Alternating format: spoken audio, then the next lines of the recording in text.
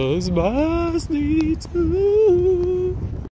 Cilvēkiem jādzird patiesība, lai visi nāk uz grēku nožālu.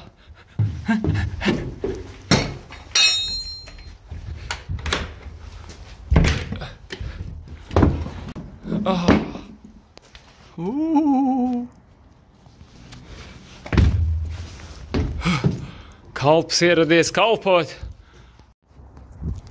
Šīs dienas ir ļauns un laiks īss. Atgriezieties no grākiem.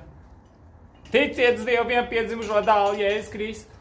Liecieties kristīties, un tad jums būs mūžīgā dzīvība. Kas apstākts tumsā, tiks sludināts no jumtiem, un viss, kas ir tumsā, nāks gaismā. Āmen, aleluja, aleluja! Bībelē rakstīts, ka mēs katrs atbildēsim par sevi, un mums nav jānes citu nastas un grāki.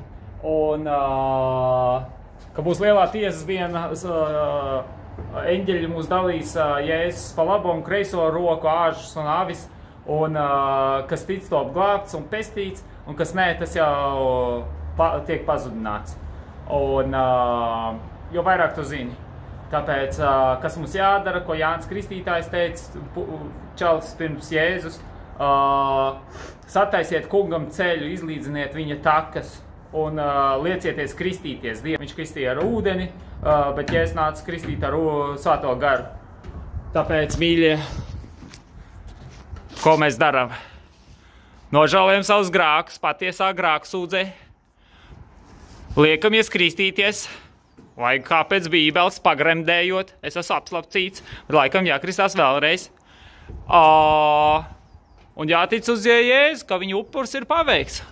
Pie krusta par mumsīm viņš uzvarēja nāvi un sātanu. Un paņēma visas slimības un visus grākus par mums, lai būtu izlīdzināšana Dieva tāva priekšā. Aba kungs Cebots. Āmen. Nu ko, iezvanīsim mazie? Pulkstens bez 10. Wow!